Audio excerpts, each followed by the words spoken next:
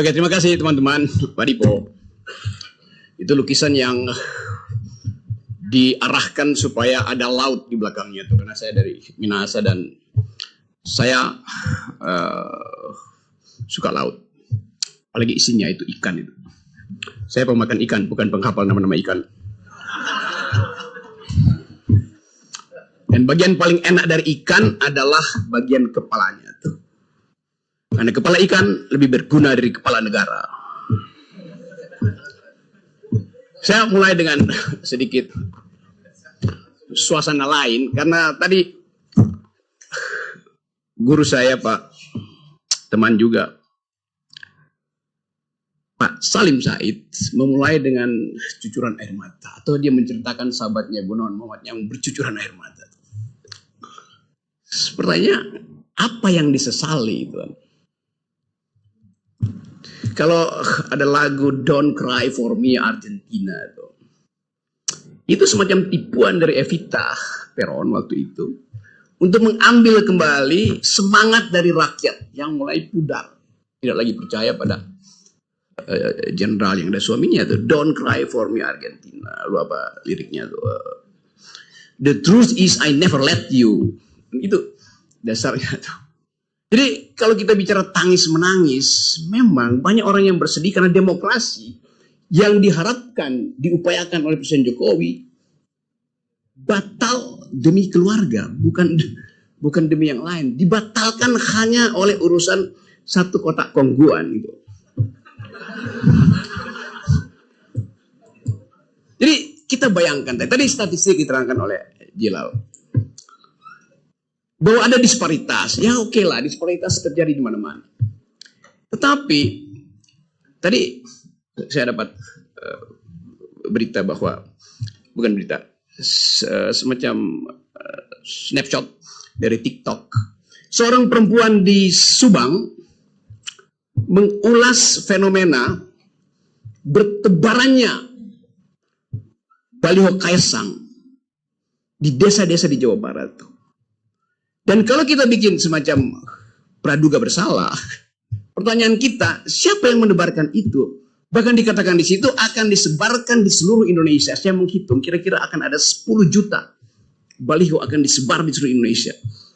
Di setiap desa. Berapa banyak desa di Indonesia? Ada berapa banyak? 400.000 ada. Oke, 30.000. Berapa? 74.000 lebih. 74.000 lebih, satu desa ada 20 baliho. Artinya ada kurang lebih 1,5 juta baliho akan dipasang di desa-desa. Dari mana uangnya tuh? Kalau satu baliho 100.000. Apakah PSI punya dana sebanyak itu? Partai Solidaritas Indonesia. Di mana dia dicetak sehingga tiba-tiba dalam 2 hari udah ada 1,5 juta itu? Ya pasti dicetak di Cina mungkin yang punya mesin itu. Dan siapa yang bayar? Itu masalahnya. Jadi Anda bayangkan, satu anggota keluarga difasilitasi sedemikian masif oleh uang dan kekuasaan dan aparat. Saya bisa menduga itu pasti dipasang polisi. Aparatnya. Mana ada PSI sebanyak itu bisa pasang satu Indonesia? Jadi kita mulai berpikir tentang satu upaya untuk membusukkan demokrasi. Satu demi satu anak muda.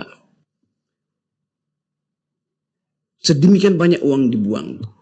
Setiap malam pasti ada upaya memasang di semua desa baliho sang ketua PSI. Pada malam yang sama, ada 17 juta manusia Indonesia tidur dengan perut kosong. Statistik dunia bilang begitu. Kemiskinan di Indonesia, kelaparan di Indonesia tertinggi di Asia. 17 juta perut tidur dalam keadaan lapar setiap malam. Anda coba lihat kontrasnya. Kalau kita bilang bahwa ada kesempatan untuk mengharapkan kecerdasan, mengharapkan kemakmuran, yang diperintahkan oleh konstitusi pada setiap presiden cuma 2. Cerdaskan kehidupan bangsa, rawat fakir miskin. Presiden siapapun visinya cuma itu. Ngapain nambah visi itu? Memang cuma itu. Rawat fakir miskin, cerdaskan kehidupan bangsa. 9 juta fakir miskin Mau dikasih makan kongguan. IQ nasional kita sekarang tinggal 78. Cerdas di mana bangsa ini? Dengan 9 juta kelaparan per malam. Dan IQ 78. Mau ngapain dengan bonus demografi? Dari awal kita lihat bahwa pemerintah Presiden Jokowi membatalkan ide utama dari konstitusi, yaitu cerdaskan kehidupan bangsa dan rawat fakir miskin. Yang ketiga bahkan dicoba-coba ikut serta dalam perdamaian dunia. Presiden Jokowi nggak pernah pidato seperti Erdogan pidato untuk pro Palestina. Yang ada di Monas kemarin adalah masyarakat sipil, itu bukan negara. Dan impactnya Pak Jokowi bilang ya kami membela. Ya membela itu tahapan paling awal. Membela tanpa mengirimkan bantuan itu harusnya omong kosong ke Palestina. Korea Utara ngirim, bayangin, komunis bantuin Islam di Palestina. Dia kirim peralatan perang bahkan. Indonesia, negara dengan mayoritas, hanya bisa kasih nota diplomatik, hentikan ceasefire di situ. Ya semua orang juga bicara begitu. Jadi saya mau lihat suasana ini dari segi tadi. Yaitu tadi kita mau lihat apa yang salah di dalam demokrasi kita. Sehingga mereka yang paham tentang value, democratic imperatif, selama 9 tahun diem, dan 2 hari lalu menangis di depan TV.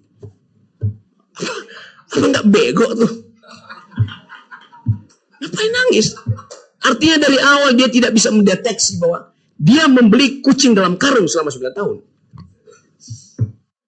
Saya membeli kucing dalam karung dan saya nggak mau beli karena karungnya bolong. Dari awal saya tahu kucing mana yang ada di situ.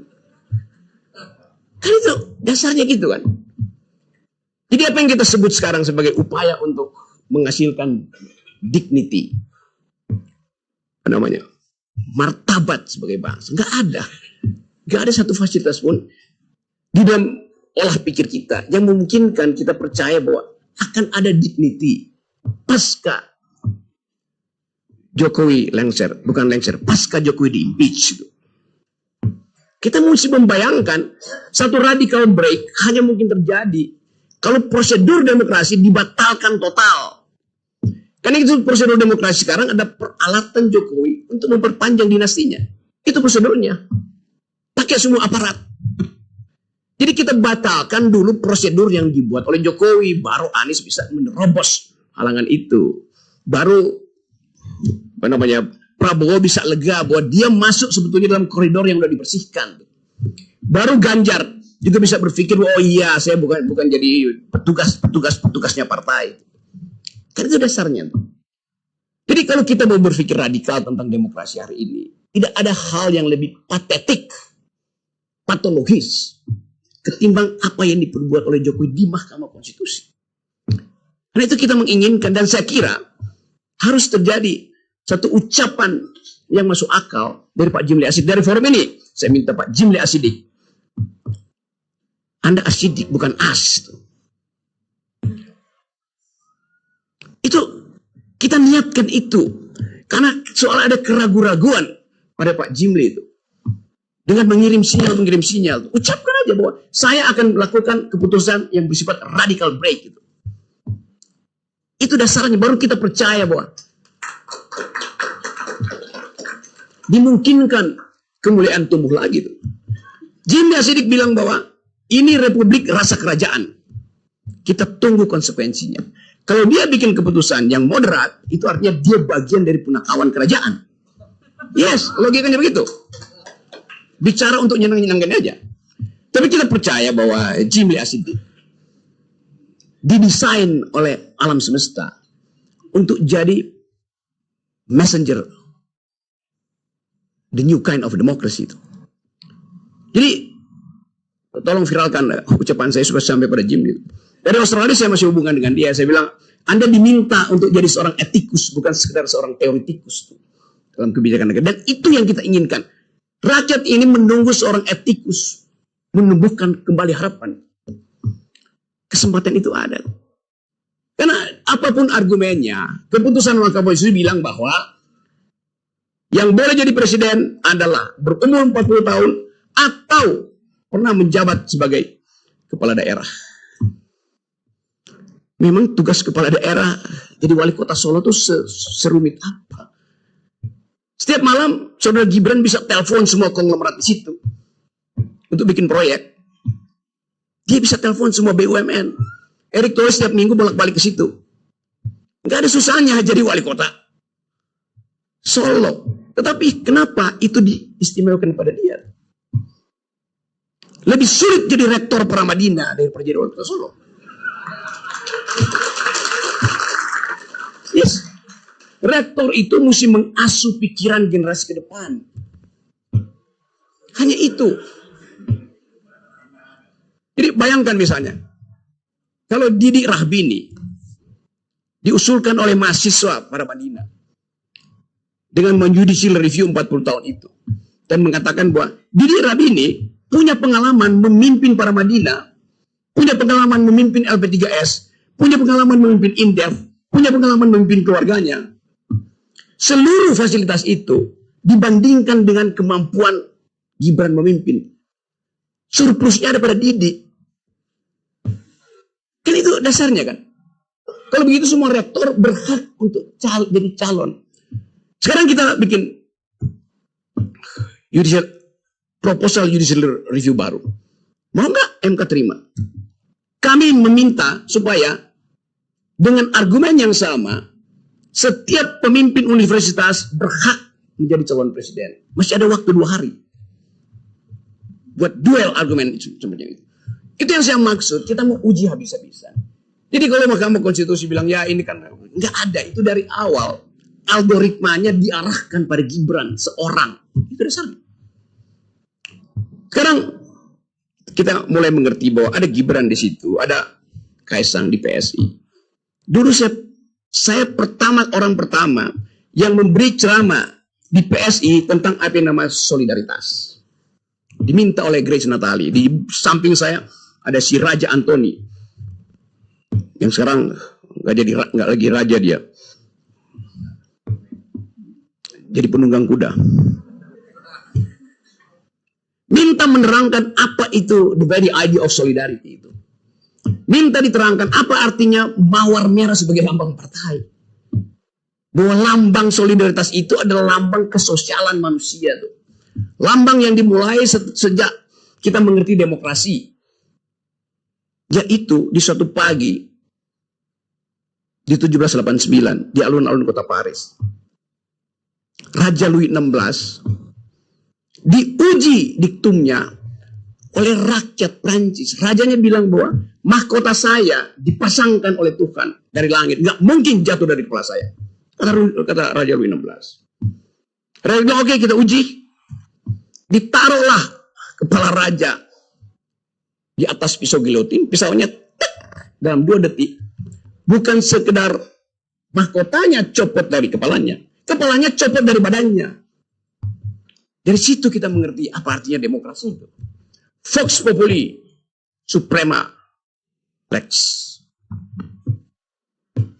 Suara rakyat adalah hukum tertinggi. Itu kita mengerti bahwa demokrasi membutuhkan solidaritas. Dan solidaritas masyarakat Prancis yang mengajarkan kita bahwa demokrasi dituntun dengan cara perlahan-lahan, bahkan dengan kejadian-kejadian yang berbahaya. Dari revolusi Prancis sampai Don't Cry for Me Argentina. Jadi kita paham sejarah intelektual dari demokrasi. Tanya pada Kaisang, paham nggak dia sejarah itu? Dia akan bilang, saya paham. Siapa yang buatmu paham? Bapakku. Apa paham bapakmu? Dia nggak tahu. Jadi diturunkanlah kedunguan itu. Saya mau terangkan itu serius, karena saya bagian dari itu. Untuk mendorong anak muda waktu itu untuk punya partai. Saya cerita ini sebagai catatan antropologi supaya teman-teman tahu bahwa kalau saya menghina orang itu dasarnya ada. Saya diundang di situ. Sekarang Saudara Kaisang memimpin sebuah partai PSI dengan baliho 1,5 juta. Mau diapain?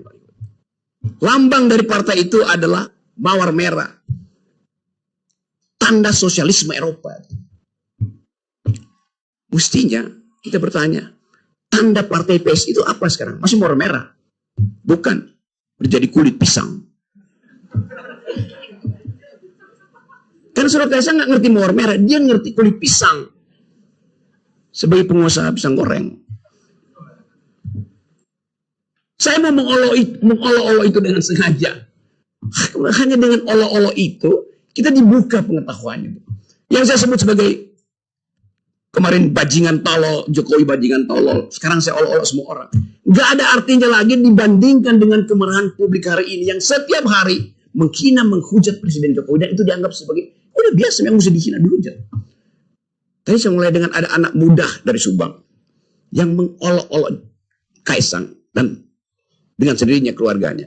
Di akhir olok-oloknya dia bilang, kami muak. Kata kami muak itu bukan sekedar muak. Muak karena apa namanya nih? Ya apa, GERD-nya naik itu. Gastroesophagus reflux disease. Bukan karena GERD-nya naik. Tetapi secara psikologi dia muak melihat keadaan ini. Apa tepatnya tuh? Bahasa Perancis lebih bagus mengungkapkan. Nausea. Muak secara psikologis tuh. Jadi Anda bayangkan kemuakan itu ada pada generasi yang justru ingin melihat PSI itu jadi tumbuh sebagai partai berotak. Itu tidak terjadi. Jadi teman-teman semua, kita mulai dengan keadaan itu. Untuk memperlihatkan bahwa yang kita sebut sebagai peradaban bangsa berubah karena diolah oleh para bangsa. Itu. Jadi teman-teman, saya diminta kasih pengantar pendek supaya kita bisa diskusi. Yang penting adalah bagi kita mesti bisa membayangkan satu perubahan politik di Indonesia dalam 1-2 minggu ini berlangsung di luar sistem elektoral. Kalau itu terjadi, dan sangat mungkin terjadi, siapa yang memimpin itu? Itu pertanyaannya. Dia akan dipimpin oleh ini. Tadi kata Didi Rafini, Institut Peradaban tidak punya kampus. Saya bilang, kita berkampus pada peradaban. Dan Institut Peradaban berupaya untuk mengingatkan terus bahwa ini adalah the community of thought. Komunitas pikiran. Karena itu, keinginan kita adalah melengkapi proses beradab yang sudah ditanamkan oleh para founding parents kita. Itu berdebat tentang ide. Bertengkar dengan argumen. Bukan kirim-mengirim sentimen. Itu yang hendak dilanjutkan oleh Institut Peradaban. Itu pikiran-pikiran peradaban yang dimulai sejak bangsa ini tahun 30 ketika pemimpin-pemimpin kita ditangkap. Syahrir ditangkap di ND, Soekarno dibuang ke apa namanya? Lampung Bengkulu sana tuh. Yang lain nggak ada. Tahun 30 itu kita kehilangan kemampuan berpikir karena pemimpin-pemimpin awal kita ditangkapin Belanda. 15 tahun kemudian mereka bertemu lagi di Jakarta dan memulai upaya untuk memikirkan bangsa. Menghasilkan perdebatan bermutu, konstituante. Itu perdebatan luar biasa bermutu. Bayangkan perdebatan itu dibuat demikian memikat. Sehingga kita baca risalah konstituante itu seperti membaca sinetron politik yang sangat bermutu. Debatnya bagus tuh. Seluruh referensi akademis ditaruh di situ. Padahal tidak semua mereka datang di Indonesia akademis, tapi dia membaca. Dan pasti bacaannya bukan Sinchan. Jadi tradisi berpikir itu adalah akar dari peradaban. Tradisi berpikir ada akar dari demokrasi. Karena itu kalau ditanya, apa definisi demokrasi? Demokrasi bukan pemerintahan dari oleh untuk rakyat, bukan. Demokrasi adalah the government of reason through the government by the people. Pemerintahan akal melalui pemerintahan orang. Artinya orang itu harus berakal. Itu dasarnya tuh. Jadi demokrasi hanya mungkin diucapkan oleh mereka yang memanfaatkan akal untuk bertengkar dengan argumen. Dan itu dibenihkan oleh Soekarno, Syahrir, Tan Malaka, Aidit bahkan. Siapa lagi? Kartosuwiryo, Natsir. Ada percakapan bermutu untuk menginstitusikan peradaban pada waktu itu. Sekarang apa yang terjadi? Para pemuda waktu itu berpikir bahwa Indonesia akan dituntun oleh alam pikiran. Pada waktu itu para pemuda berpikir begitu. Karena itu Bung Karno mengatakan, beri saya 10 pemuda, saya akan guncang pikiran dunia. Dan itu yang dipakai oleh Pak Jokowi. Saya beri 1 pemuda, saya jadikan dia wapres. Masih logik gitu, Pak. Tanpa proses berpikir, tanpa skrutinisasi, tahapan untuk jadi pemimpin diuji di dalam pikiran, di dalam universitas, secara metodologi. Demokrasi kita dasarnya adalah elektabilitas, bukan intelektualitas, junto, etikabilitas. Mana ada demokrasi basisnya adalah elektabilitas. Elektabilitas itu fungsi lembaga survei yang bisa dibayar. Jadi dari awal kita udah ingatkan itu pada bangsa ini. Tapi mereka yang sok jagoan, merasa tokoh-tokoh budayawan, ya saya dulu 9 tahun dibully oleh orang yang menangis kemarin itu. Terus menerus sama gengnya itu. Sekarang dia bertobat mungkin. Tapi lebih baik terlambat daripada telat. Sama aja. Jadi teman-teman semua, kita akan diskusi. Itu pengantar saya untuk membuat saudara marah pada keadaan. Dan jangan lagi menangis. Karena tangisan itu bisa berarti kepelikan. Anda ingat Swan Song disebut nyanyian angsa. Karena angsanya seolah padahal itu ada tangisan angsa. Angsa itu menangis sedetik sebelum dia ditebas lehernya. Jadi dalam opera Rusia, Swan Song itu artinya angsa yang menjemput kematian. Kita mau ubah negara ini supaya satu waktu kita bisa katakan bahwa Institut Peradaban memelihara bibit peradaban demokrasi supaya tidak berubah menjadi tangisan angsa. Terima kasih.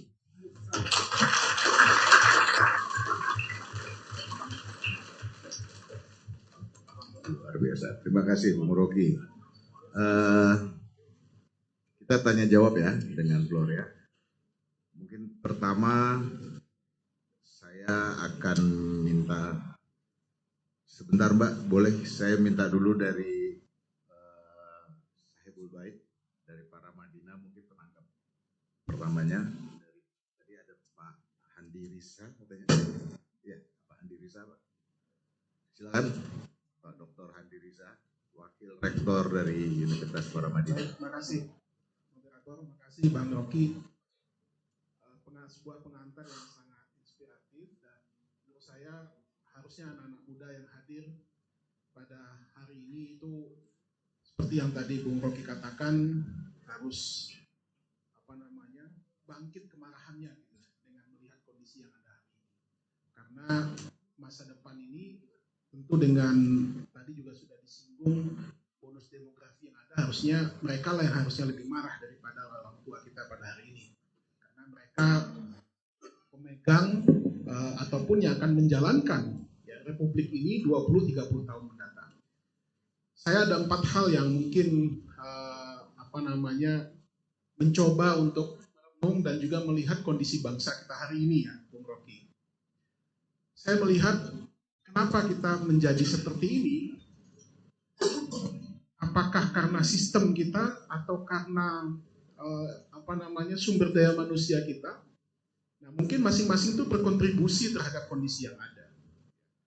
Saya ingat ada satu buku Public Finance yang ditulis oleh Mas Griff, itu dia mengatakan kebijakan publik yang baik itu bersumber dari proses pemilihan umum yang dilakukan di negara tersebut. Kalau pemilihan umumnya berjalan dengan fair, dengan demokratis, maka dia akan menghasilkan anggota legislatif yang baik.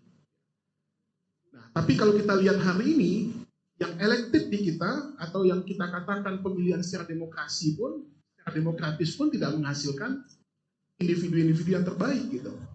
Malah justru sebaliknya. Karena harusnya dia mendapat mandat itu, dia punya kekuasaan untuk bisa menyuarakan aspirasi masyarakat. Saya melihat itu ada 4 hal, Bung Rocky. Yang pertama adalah karena politik kita ini mahal, ya, high cost politik. Seseorang bisa menjadi anggota parlemen, misalkan dia harus punya modal sekian miliar dulu. Ya, dan ini sudah terakumulasi bertahun-tahun. Yang kedua, karena mahal itu, maka yang mengambil peran di situ adalah oligark. Mereka yang membiayai proses politik yang ada di kita hari ini. Ya, karena melihat celah itu ada yang mereka miliki, ya, karena mereka juga punya kepentingan bisnis dan ekonomi dan lain sebagainya. Nah, ketika oligark masuk, maka yang terjadi yang ketiga adalah interlocking politik. Politik saling mengunci, seperti yang kita lihat saat ini. Saya tidak bisa membayangkan wajah para senior kita, ketua-ketua partai ketika mendengarkan calon wakil presidennya berpidato. Apa yang ada di kepala mereka? Selain interlocking politik. Politik saling mengunci. Mereka sudah puluhan tahun berpolitik, punya partai, ya, punya wakil di DPR, punya menteri di kabinet, tetapi nggak punya kekuasaan apa-apa untuk mengatakan tidak. Karena interlocking tadi. Dan yang keempat adalah involutive politik, di mana politik itu ya beredar di sekitar-sekitar itu saja, tidak pernah berkembang. Yang ada ya dia-dia saja. Nah, sehingga masyarakat yang tadi Bung Rocky katakan ya menjadi tidak cerdas melihatnya. Kenapa ya? Karena berputar hanya di seputar itu saja. Nah, inilah 4 hal yang saya lihat. Kenapa hari ini kita bernasib seperti ini? Demokrasi kita tidak maju, tidak berkembang, justru setback ke belakang. Karena kalau 4 hal ini bisa kita atasi, saya tidak tahu harus memulai dari mana. Karena seperti Mas Griff katakan tadi, awal mulanya ya dari proses pemilihan umum. Kalau proses pemilihan umum kita high cost, ya bagaimana orang bisa berpartisipasi dalam mengikuti proses politik dan demokrasi yang ada. Dan bagaimana orang bisa memperbaiki demokrasi yang ada. Nah, ini tentu kita seperti apa ya, istilahnya itu orang mendengung-dengungkan 2045 adalah Indonesia emas. Kita sedang memiliki bonus demografi. Nah, apakah semuanya itu akan bisa kita rasakan atau tidak? Assalamualaikum warahmatullahi wabarakatuh. Nggak mau dengar ujungnya walau alam. Nggak suka itu apa semacam pesimisme dan ya biarkan. Tetap ada sunatullah yang berlaku di dalam masyarakat. Semacam rumus-rumus sosiologi. Kan itu yang mesti kita analisis. Dia terangkan tadi 4, 5, 6, 7, saya nggak peduli itu. Yang saya mau tagih adalah apa yang akan kita ucapkan hari ini untuk momentum tanggal 7, 8 besok. Itu lebih berguna. Saya bisa terangkan seluruh teori ketidakadilan, injustice secara teoritis. Tapi ini ada kesempatan bagi kita untuk mengumpulkan energi intelektual. Kita kirim pada si Jimli itu. Itu poinnya tuh, bahwa ada konteks besar benar. Atau saya buka lebih jauh. Apa ya? Ya bukan sekedar ada 4 faktor itu karena ongkos politik mahal, tapi kita mau bongkar. Negara ini didesain dengan prinsip bahwa ada keadilan sosial. Itu dasarnya. Ekonomi kita punya 4 pemain. Satu adalah korporasi. Dia dimaksudkan untuk melakukan akumulasi. Fine, boleh lakukan tuh. Yang kedua BUMN. Dia dimaksudkan untuk melayani public services. Itu yang kita tahu. Yang ketiga adalah operasi untuk menghasilkan human solidarity. Kan itu dasarnya kan. Tetapi kalau kita lihat sekarang, boleh nggak ada market ekonomi? Boleh. Ada prinsip pertama tadi. Korporasi, market ekonomi. Tetapi yang berlaku sekarang bukan sekedar market ekonomi, tapi market society. Orang di Rempang ditanyain, Anda perlu berapa rupiah untuk saya pindahkan di apartemen? Sebutin berapa. Market society. Value di dalam diri orang itu tidak dihargai. Kita mesti cegah market ekonomi masuk ke dalam masyarakat, berubah menjadi market society. Kita semua sekarang dianggap sebagai konsumen. Golkar cuma sekedar konsumen. Nunggu berapa sih Anda mau tuh supaya kita diamkan sprindik Anda itu? Kan itu dasarnya kan. Pak Dibo Alam dengan jaket kuning ditangkap oleh Pak Korsta, apa namanya istilahnya, Kop Kamtip, dimasukin ke penjara kampus kuning, pakai jaket kuning. Itu seorang pemuda yang dengan jaket kuningnya mempertaruhkan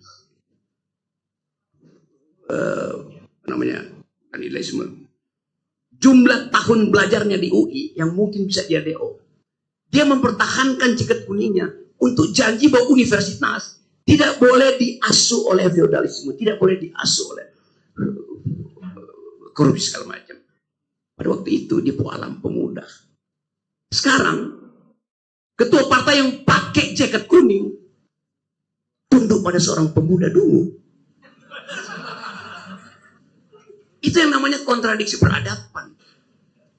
Saya mau tagih semuanya itu. Jadi teman-teman di Paramadina, coba bikin riset yang betul-betul secara tepat menyoroti fondasi kita berbangsa ini berperadaban. Bahwa Indonesia tidak didesain untuk jadi negara libertarian.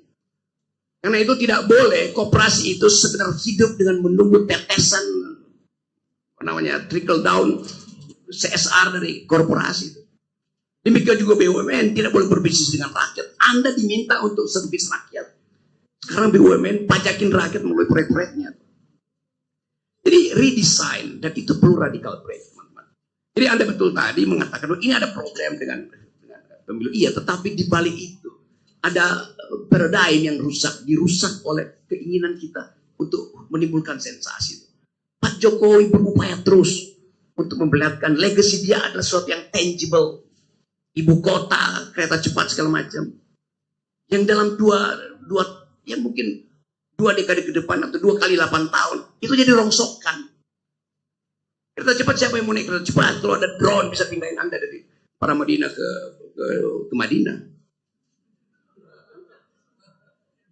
Begitu cara berpikirnya kan. Yang bikin IKN satu perempuan Indonesia dalam 2 tahun ini dibicarakan di dunia. Karena dia diminta mendesain pemukiman di luar angkasa. Perempuan Indonesia. Jadi konsultan Harvard, jadi konsultan Elon Musk. Untuk mendesain pemukiman di luar angkasa. Sementara presiden dari perempuan itu masih gali-gali fondasi yang mengusir cacing di IKN.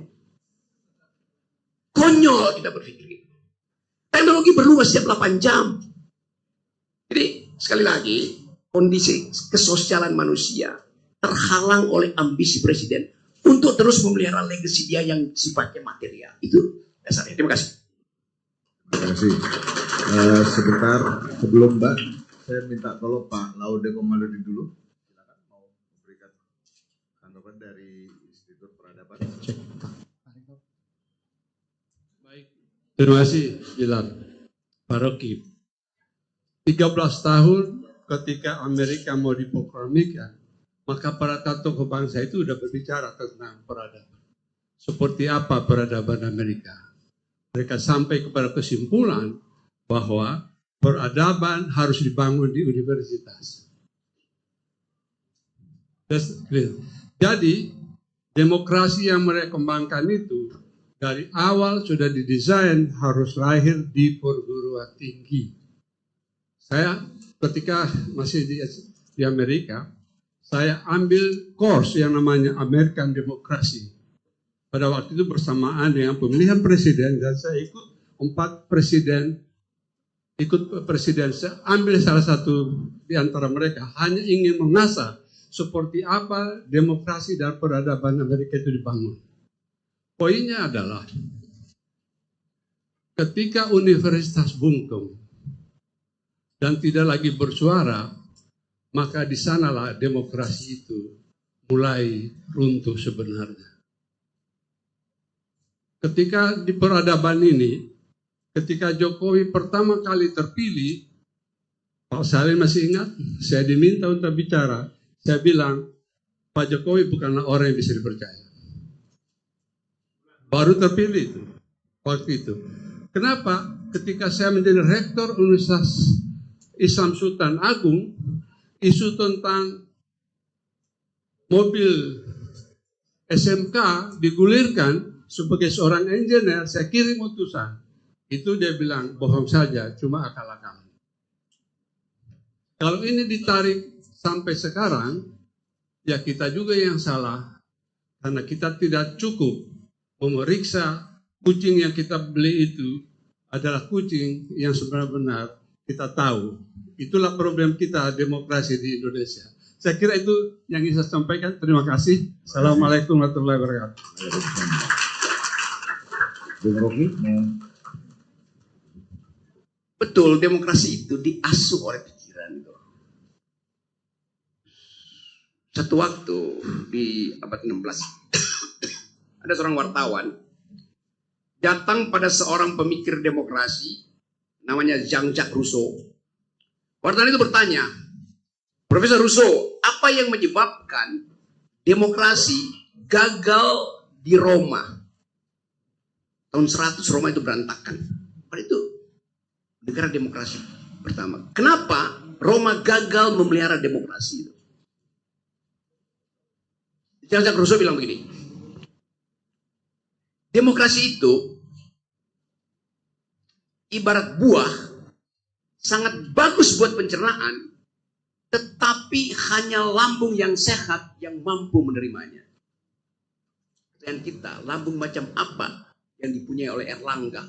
Lambung macam apa yang dipunyai oleh Prabowo? Lambung macam apa yang dipunyai oleh Megawati? Dan bahkan lambung macam apa yang dipelihara dipunyai oleh Pak Jokowi? Sehingga setelah 25 tahun reformasi, kita balik lagi pada square one. Bahaya otoritarianisme. Masyarakat dunia menerangkan bahwa Indonesia ada di dalam legacy, sedang menuntun legacy untuk kembali menjadi negara otoriter. Authoritarian personality ada pada Pak Jokowi dan akan menurun secara hereditik, bukan genetik, pada putra-putranya. Itu dasarnya. Kecemasan kita bahwa ini keluarga dengan DNA politik yang otoritarian. Kenapa? Karena tidak ada perdebatan di dalam politik yang dikeluarkan oleh Pak Presiden yang bisa menimbulkan harapan bahwa akan ada pertengkaran akademis. Hari-hari pertama saya masih minta teman-teman LSM yang masuk ke istana untuk bilang pada Jokowi setiap minggu bikin public address. Undang budayawan yang paling kritis, undang pemimpin redaksi paling kritis, undang mahasiswa paling kritis. Bikin sore-sore itu bicara tentang negara. Sama seperti dilakukan oleh siapa dulu di Prancis itu, François Mitterrand. Setiap sore dia undang orang yang paling begal itu. Mari kita debat. Saya pernah usulkan itu. Istana bikin ada semacam kuliah pendek sore, sehingga Jokowi di brief secara intelektual. Itu dasarnya. Tidak terjadi. Bahkan mereka masyarakat sipil yang masuk ke istana akhirnya berbalik memusuhi kita. Bayangin. Anak-anak LSM itu LBH, macam-macam LBH saya kira nggak ikut tuh. Apa Walhi ada MI segala macam, Tetet ada dari LBH segala macam. Masuk ke situ dengan izin kita. Kan kita dulu punya prinsip, Anda kita izinkan, kita dorong masuk ke istana. Tapi Anda melapor ke kita, karena kita yang mengutus Anda di situ. Secara diam-diam. Tacit agreement itu ada. Kita bilang, Teten, Sukardi Nakit, siapa semua yang di situ? Tatap mata jenderal-jenderal itu, tundukkan mereka dengan civility itu. Gak berani. Akibatnya, KSP dikuasai oleh begal yang namanya Muldoko. Salah Muldoko bukan, salah masyarakat sipil yang takut menatap mata begal-begal itu. Itu dasarnya. Kekurangan pikiran. Pasti kurang pikiran. Kekurangan apa namanya orang Cina bilang there's no fire in their bell. Gak ada api di perutnya LSM kunyuk ini. Nah, sekarang mereka mau ngapain? Ikut nangis jadinya. Bagaimana kita membaca kedunguan semacam itu? Jadi sekali lagi kita mau supaya tadi ada kesempatan untuk membuka percakapan akademis. Ada percakapan akademis. Kenapa tidak ada percakapan akademis? Karena yang seharusnya mengucapkan dalil pertama akademis, ijazahnya palsu. Oke. Sekarang mungkin kita buka floor. Silakan Mbak yang baju ungu bisa tolong mic-nya satu lagi. Yang kedua, tadi yang kedua siapa ya? Oke. Tolong sebut namanya Mbak dengan silakan.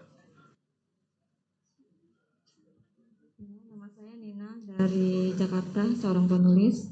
Saya mau tanya sama Pak Rocky. Bangsa itu kan terlahir dari rahim seorang ibu. Dan kata Bapak juga kecerdasan itu kan datangnya dari seorang ibu secara genetik.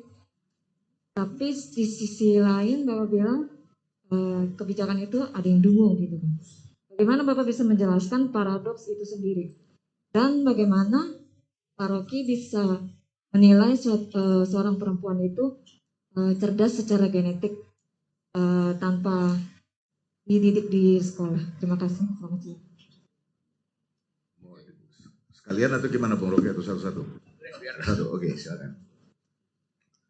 Betul, kecerdasan manusia itu diturunkan melalui rahim perempuan. Logis. Karena supaya generasi tumbuh, sustain, mesti ada yang lahir. Yang bisa melahirkan cuma perempuan. Jadi, kalau ayahmu pintar, pasti kena ibu nenekmu pintar, ibu ayahmu. Kalau ibumu pintar, pasti kena nenekmu juga pintar. Logisnya begitu. Tetapi, setelah seorang manusia dilahirkan dari rahim perempuan, untuk mewujudkan ide the politics of hope, setiap perempuan menginginkan putra-putrinya meneruskan kehidupan. Begitu dia lahir, dia langsung pindah dari rahim ibu pergi pada rahim laki-laki. Terangkan apa itu rahim laki-laki? Rahim laki-laki adalah kebijakan yang dibuat oleh kepala negara yang menyebabkan satu dari 4 bayi yang lahir hari ini akan mengalami kekurangan nutrisi di otaknya oleh stunting. Prevalensi stunting 24-25%. Artinya 1 dari bayi yang lahir akan menyusut otaknya 20-30%.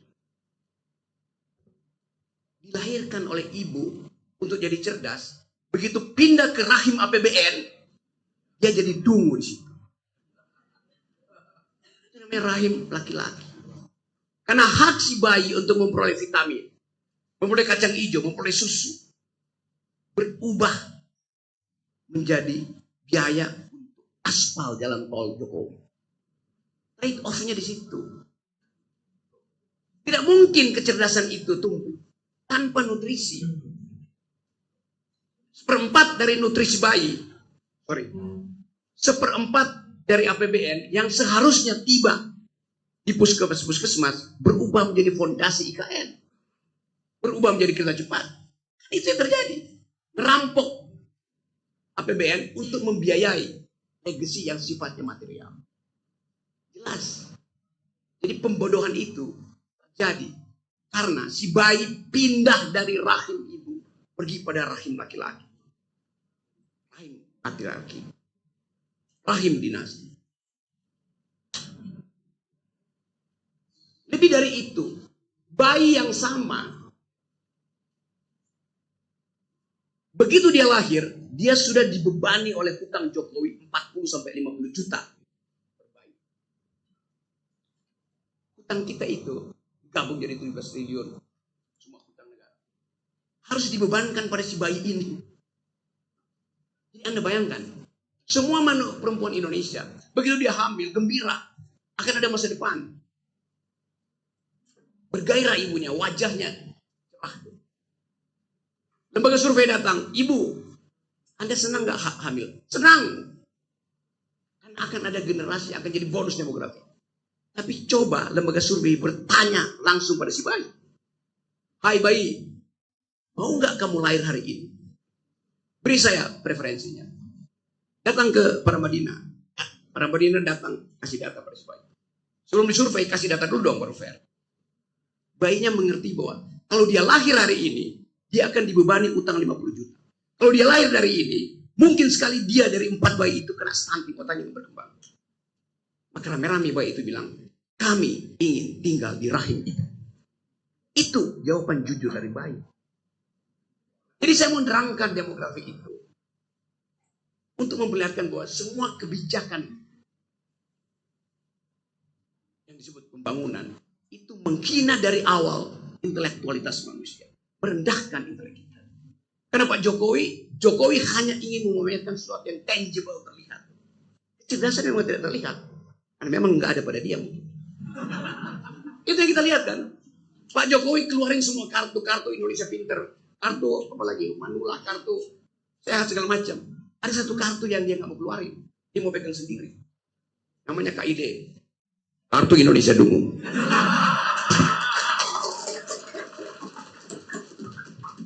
Oke. Sebelum keluar kartu yang lain, ada yang ini. Siapa tadi yang kedua? Silakan Mas. Setelah ini siapa ya? Ya, oke, Mbak Sana ya. Mas Heru, silakan. Baik, terima kasih sudah diberikan kesempatan oleh moderator. Perkenalkan, nama saya Amar, saya adalah mahasiswa dari Ciputat. Bung Rocky izin bertanya, demokrasi di Indonesia sudah... Stop. Nggak boleh. Saya belum izinkan, kamu udah terus. Baik. Izin Bung Rocky Gerung. Tidak boleh. Duduk aja duduk. Ganti.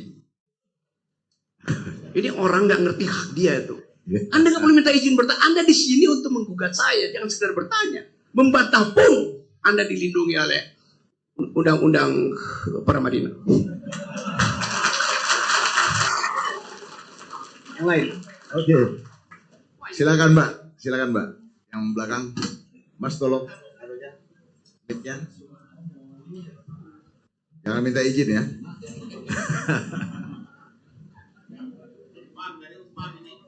Ya, selamat siang. Perkenalkan, nama saya Fatira, saya mahasiswa hubungan internasional. Saya mau bertanya mengenai perihal tadi sudah sempat dibahas juga mengenai bonus demografi di negara kita, Bung. Kan sebenarnya bonus demografi ini merupakan bonus di negara lain kan banyak ya, kayak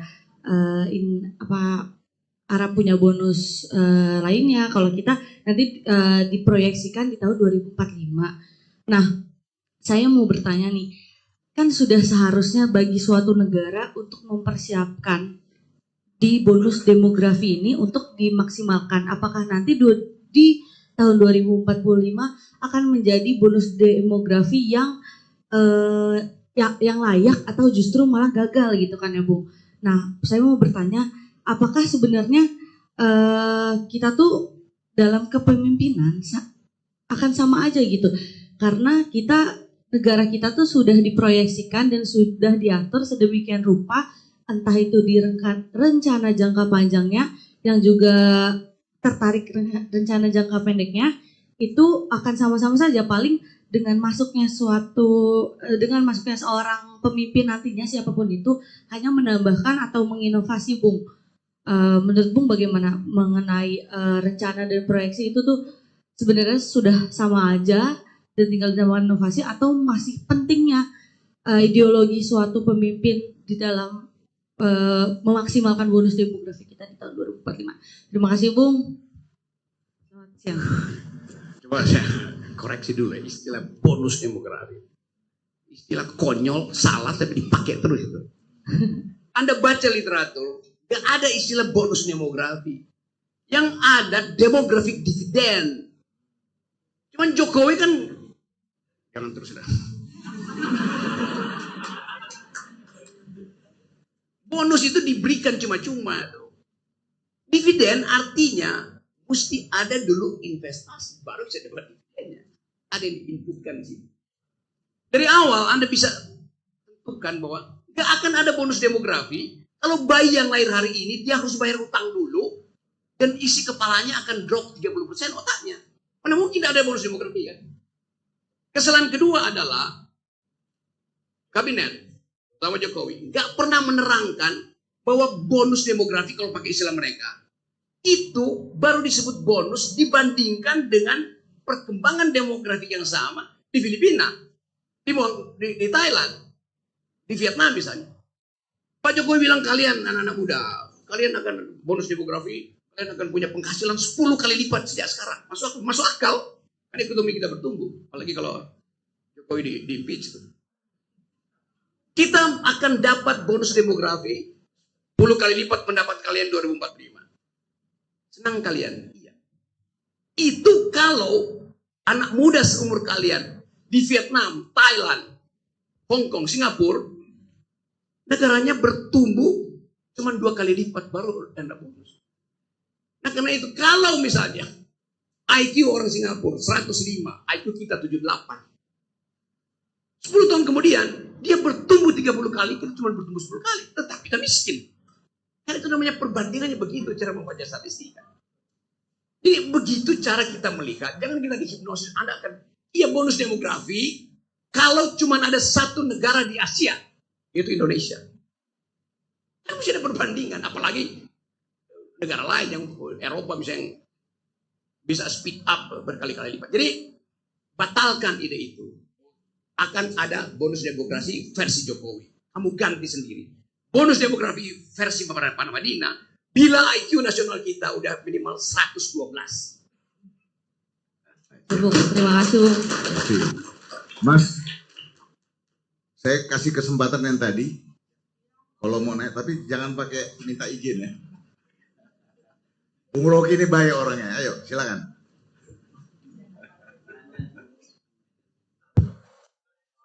Demokrasi di Indonesia itu bentar. Sudah mulai menurun, sudah mulai buruk lah di Indonesia gitu. Nah pertanyaan saya adalah, dari tadi Bung Rocky menyebut etika pejabat negara yang dungu gitu, yang buruk, dari Gibran, dari Jokowi, dan sebagainya.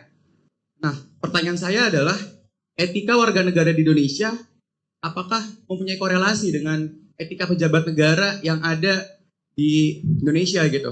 Soalnya kan dari pejabat negara itu, awalnya dia adalah warga negara Indonesia. Dan menurut saya warga negara Indonesia itu etikanya masih kurang, Bung. Kenapa? Dari soal persoalan lingkungan saja, banyak mahasiswa-mahasiswa yang masih membuang sampah sembarangan. Naroko dan lain sebagainya. Kemudian bagaimana menurut subjektifnya Bung Rocky saja, itu etika-etika tadi ditekankan di pejabat negara, di warga negara, dan bisa diterapkan di Indonesia untuk menerapkan demokrasi yang lebih baik lagi di Indonesia. Terima kasih. Nama saya Amar dari Ciputat, UIN Jakarta. Oke, Amar. Agak memenuhi akal rakyat. Ada poin di situ. Dia mau menggugat itu. Seolah-olah etik bangsa ini impose ke dalam etik pejabat publik. Etik adalah pilihan otonom manusia. Tidak ada yang namanya etik komunitas. Etik itu adalah problem yang mesti diputuskan secara individual. Beda dengan public ethics yang didesain untuk menghalangi orang berbuat curang. Jadi etika publik itu ada karena prinsip bahwa manusia itu falibilis. Manusia didesain secara antropologis untuk berbuat salah. Oleh karena itu bukan public ethics. Sebaliknya, individual ethics diniatkan untuk bukan mengimpose, mengekspos bagian good faith dari manusia. Itu bedanya. Jadi Anda adalah makhluk moral itu. Karena itu Anda diperintahkan untuk berbuat baik. Public servant, ASN, pejabat, dirumuskan secara terbalik. Ini manusia jahat. Karena itu mesti dilindungi dengan public ethics. Sebagai imperative ideas. Menuntun dia jangan sampai korupsi. Itu bedanya, dapat poin itu. Oke. Dari mana kamu tadi? UIN. Tumben UIN bisa mengerti bedanya. Oke. Jadi saya balik ke situ. Sekarang semua partai, departemen sibuk bikin code of conduct gitu. Panduan etik. Saya sering diundang buat memeriksa. Saya bilang, ini bukan etik yang dimaksudkan sebagai public ethics. Jadi Pak Rocky bisa ditambahin, ini udah 10 panduan etika. Jadi ditambah 11. Lu tambah sampai 300 pun itu bukan namanya public ethics. Etika itu nggak boleh diperinci satu persatu nih, nggak boleh ini. Sama dengan di UI ada etika mahasiswa, nggak boleh nyontek. Oh jadi mahasiswa nggak boleh nyontek, apa yang diatur lagi, goblok? Bukan konyol kan? Masuk kelas nggak boleh bawa pistol. Ya pastilah hukum pidana bilang begitu kok. Jadi berlebihan mengatur hal yang udah ada. Tadi Pak Salim saya bilang redundant. Berlebihan yang nggak berguna. Golkar bikin etika publik. Sama. Ikatannya apa? Itu namanya etiket. aturan internal partai itu. Yang perlu dikembangkan adalah public ethics supaya orang percaya bahwa menjadi public servant artinya dia setelah selesai masa jabatannya harus lebih miskin ketika dia berkuasa. Itu namanya public ethics. Kalau dia lebih kaya artinya dia nggak ngerampok. Anda masuk dengan gaji Anda, gaji menteri 20 juta. Anda balik, Anda bikin 3 rumah itu. Lalu pertanyaan dari mana Anda dapat? Dari usaha? Oh, nggak boleh. Waktu Anda jadi pejabat kan Anda mesti keep usaha Anda ke dalam blind trust. Terus tiba-tiba Anda punya, ya pasti Anda merampok. Nanti nggak ada. Dari 10 itu nggak ada yang dilanggar. Oh iya, karena yang 10 itu terlihat. Yang tak terlihat adalah suaramu sebagai public servant. Jadi itu poinnya aja. Jadi tolong diterangkan pada masyarakat bahwa yang kita perlukan adalah public ethics, bukan kode etik. Oke, satu pertanyaan terakhir. Ya, silakan. Soalnya waktunya sudah mau habis. Satu pertanyaan lagi, Bung.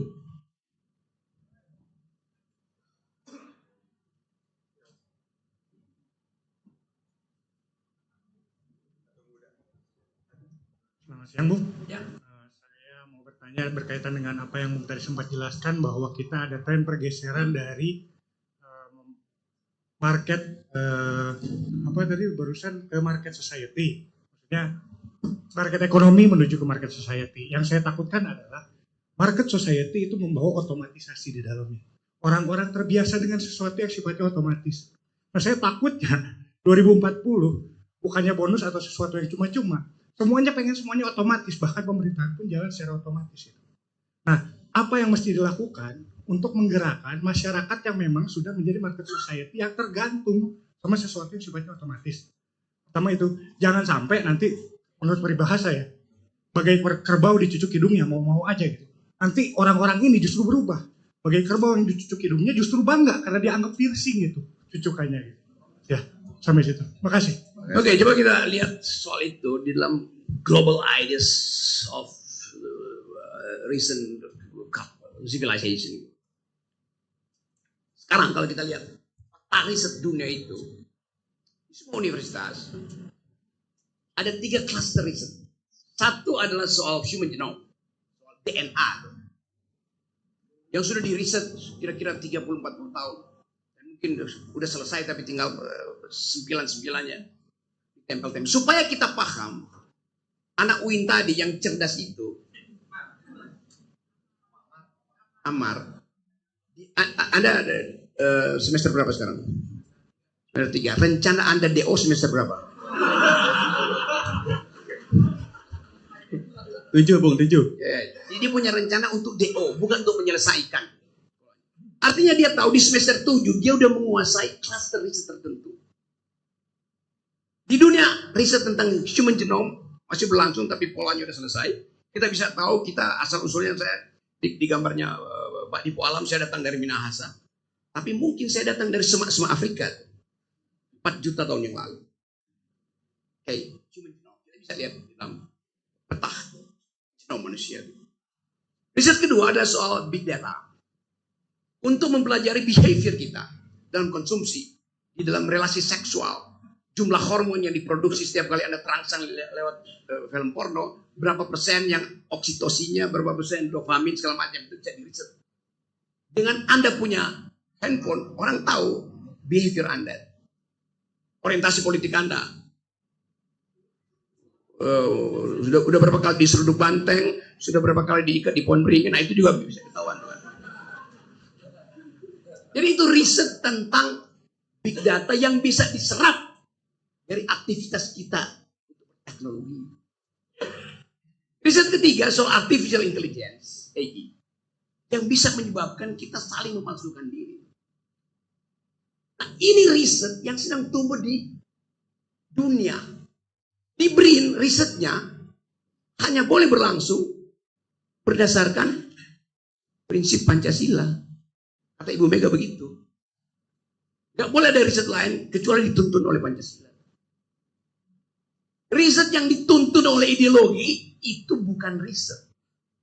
Riset tidak boleh berbasis pada ideologi. Satu-satunya riset yang dituntun oleh ideologi itu riset tentang ras Arya yang dipraktekkan oleh rejim Nazi. Itu satu riset. Basisnya ideologi. Jadi sekarang BRIN itu yang dulu dipimpin oleh Pak Dipo Alam berubah menjadi riset yang rasistis. Karena dituntun oleh ideologi. Jadi kebebasan riset pun kita lihat. Karena semua apa namanya BRIN itu kalau nggak setuju paling cao tuh. Terus kita nggak tahu yang diriset oleh BRIN apa itu. Badan Riset dan Inovasi Negara. Nah, kita ingin supaya 3 klaster itu kita bahas sama-sama. Di mana posisi Indonesia di dalam 3 klaster riset? Human genome, Anda tahu human genome, Anda tahu data, Anda bisa kendalikan market. Asal-usul Anda datang dari Afrika. Pembuluh darah Anda dialiri oleh jenis darah A, agriculture. Berarti mesti diproduksi makanan. Karena Anda pasti akan konsumsi itu. Untuk mengetahui berapa banyak Anda bisa produksi, berapa banyak perusahaan bisa menipu Anda, dibantu oleh artificial intelligence. Dalam politik juga begitu, politik dunia juga begitu. Tetapi yang unik hari ini, ada pertumbuhan tadi etika global. Karena merasa bahwa kalau kita andalkan bumi ini untuk dieksploitasi berdasarkan big data dengan informasi human genome yang dimanfaatkan lewat artificial intelligence, diolah lewat sini, maka kita akan jadi manusia-manusia konsumen. Itu yang membuat para ideolog kapitalis bahkan menganggap bahwa kalau model growth ini masih diteruskan, dunia ini akan hancur karena soal lingkungan. Itu dasarnya kan. Sehingga beberapa bulan lalu, beberapa tahun lalu, Davos, tempat seluruh CEO dunia yang mengerti tentang cara mengarahkan dunia, cara mengatur perang, bagaimana mencicil kemiskinan itu, bersepakat melihat bahwa saatnya menumbuhkan kembali human solidarity. Jadi ajaib, dunia sekarang bicara tentang human solidarity. Indonesia masih berupaya untuk menghasilkan produk yang sifatnya merusak alam, menggali-gali. Kan coba bayangin, di mana tambahan teknologi? Batu bara itu digali doang, dijual pakai skop aja tuh bisa dijual. Di mana teknologinya? Ya pakai beho itu skop gede sama aja. Ya kan itu dasarnya kan. Sawit. Orang manjat-manjat aja suruh monyet-manjat. Gua jadi. Bisa dong. Jadi nggak ada nilai tambah teknologi di situ. Sementara kerusakan lingkungan terjadi di mana-mana. Tapi nanti Pak Jokowi bilang, nggak mungkin Rocky Gerung berbohong. Lihat dari drone. Tutupan hijau Indonesia bertambah, bukan berkurang. Emang. Tapi Anda lihat tutupan hijau itu bertambah tiap tahun, tiap bulan. Karena lapangan golf bertambah, hijau juga lapangan golf. Jadi kita mesti baca secara kritis. Jadi teman-teman semua, terutama anak muda, sekarang ada semacam solidaritas anak muda untuk merawat lingkungan. Mereka akan bertanya pada Anda di UIN, mereka nggak tanya, do you speak Quran, do you speak Pancasila, mereka akan tanya, do you speak environmental ethics? Dia akan tanya begitu pada Anda. Do you speak gender equality itu? Setelah Anda bilang, ya saya mengerti environmental ethics, baru dia tanya, do you speak financial market? Itu pertanyaan belakang semuanya. Setelah mereka tahu Anda pro lingkungan, anak muda di Birmingham misalnya, kontak Anda di WA atau di Instagram Anda. Oh, Mas siapa namanya tadi? Amar, kamu ternyata punya baju yang unik ya. Mari kita tukar-tukaran baju itu. Baju dari Birmingham tiba di kos-kosan Anda di Ciputat. Lalu Anda lakukan pertukaran, tidak melalui pasar. Jadi banyak mall ya di Eropa sekarang yang akan tutup. Nggak ada nih anak muda yang masuk mall karena dia tahu bahwa buat bikin satu celana jeans kira-kira 30 batang pohon ditebang. Dan pohon itu ditebang di Kalimantan. Jadi ethics evolve. Etik itu bertumbuh. Justru karena keperhatian terhadap lingkungan. Nah di kita, di Indonesia itu, Jokowi bilang bahwa silahkan bongkar IKN, datangkan investor, dan gusur sarang burung, biarkan ular itu nggak punya sarang lagi, hancurkan rempang segala macam. Jadi ada kontras intelektual antara kebijakan yang seharusnya merawat lingkungan dan ambisi presiden untuk memamerkan legasinya dia. Itu soalnya. Terima kasih. Oke. kira kalau wah ini ada Pak Salim berikan kesimpulan. Baik, mungkin terakhir pada Pak Salim silakan.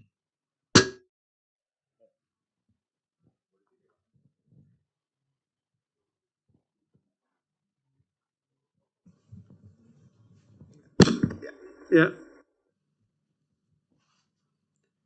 saya ini lulusan doktor politik dari Ohio State University. Ketika saya berangkat ke Amerika, saya lulusan ilmu sosial Universitas Indonesia. Jadi kalau saya ikut demo dulu itu semangat zaman itu adalah demo. Bukan karena saya punya ilmu. Ketika mulai kuliah di Amerika, kepada kami calon-calon doktor politik, itu kami mendapat kuliah dari berbagai keahlian. Para profesor-profesor politik. Ada satu yang saya ingat dan sampai sekarang tadi diingatkan lagi oleh saudara Rocky.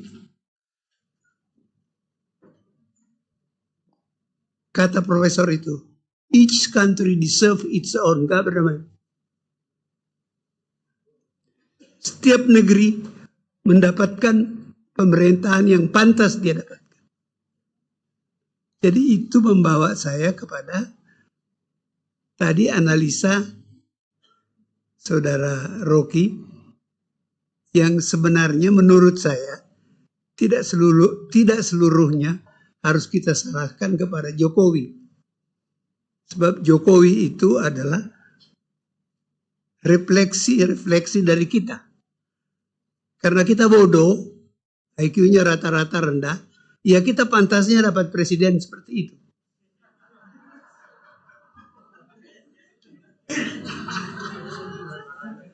Itu cara saya menafsirkan ucapan profesor saya di Ohio itu. Nah, saya ingin dengar komentar saudara Rocky. Silakan.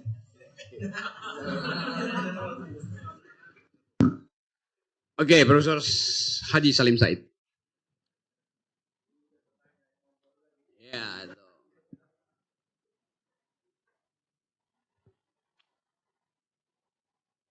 82% dari pemilih kita hanya lulus 7 tahun, artinya dia lulus SMP. Jadi Anda bayangkan, ada 82% pemilih tidak lulus SMP. Mereka inilah yang dimanfaatkan oleh seorang yang enggak punya ijazah untuk disogok dengan BLT, disogok dengan amplop. Kan itu problem kita tuh. Jadi memang ada semacam resiprokasi antara keinginan untuk menguasai kedunguan publik dengan kedunguan dia sendiri. Itu korelatif. Kalau dia cerdas, dia akan bilang bahwa pemilu hari ini kami akan biayai supaya tidak ada operasi uang di desa-desa. Tapi sejak sekarang Anda masuk dalam desa-desa, udah ada spanduk, kami menerima serangan fajar. 10 tahun Jokowi memerintah nggak berubah untuk itu. Artinya dia pelihara. So, kita berupaya untuk mengingatkan bahwa mental seseorang yang hanya ingin memamerkan capaian-capaian fisik, melupakan bahwa demokrasi tadi is the government of reason through the government by the people. Dia nggak mau reason itu tumbuh. Karena kalau reason itu tumbuh, akan membayangkan kekuasaan. Kata pepatah Itali, el sueno della razón produce monstros. Bila akal tidur, maka monster akan menguasai malam. Dan monster itu sekarang lagi berupaya untuk menguasai publik politik Indonesia lewat Mahkamah Konstitusi. Itu dasarnya. Jadi sekali lagi kita mau hentikan itu. Karena mereka, they are riding the tidal wave of stupidity. Itu yang terjadi kan. Gak ada satupun ketua partai yang datang mengatakan, saya punya dissenting opinion terhadap Gibran. Ada SBY tapi sedikit ya siksa. Saya nggak tahu itu. Mana Golkar pernah ucapkan, walaupun saya tahu kasak-kusuk dalam Golkar, jangan Gibran, jangan. Demikian juga Pak Prabowo di Gerindra tuh, ya separuh mungkin bilang iya sebelum enggak. Tapi mengucapkan itu secara telak dengan argumen yang kudus, tapi sekudus tajam, gak ada yang berani. Jadi saya kira kita mau ucapkan itu sekali lagi, supaya Indonesia tidak ditenggelamkan oleh dunguisme. Assalamualaikum warahmatullahi wabarakatuh. Waalaikumsalam. Oke, terima kasih banyak Bung Rocky. Saya kira saya tidak akan menyimpulkan. Sekali lagi kita beri tepuk tangan yang meriah untuk Bung Rocky. Terima kasih banyak. Oke, acara saya kembalikan kepada Mas. Monggo, silakan Mas. Terima kasih Bung Rocky. Mohon untuk tetap berada di atas Bung Rocky dan Pak Jilal. Baik Bapak Ibu, kita beri aplaus sekali lagi untuk moderator dan juga pembicara kita, Bung Rocky Gerung.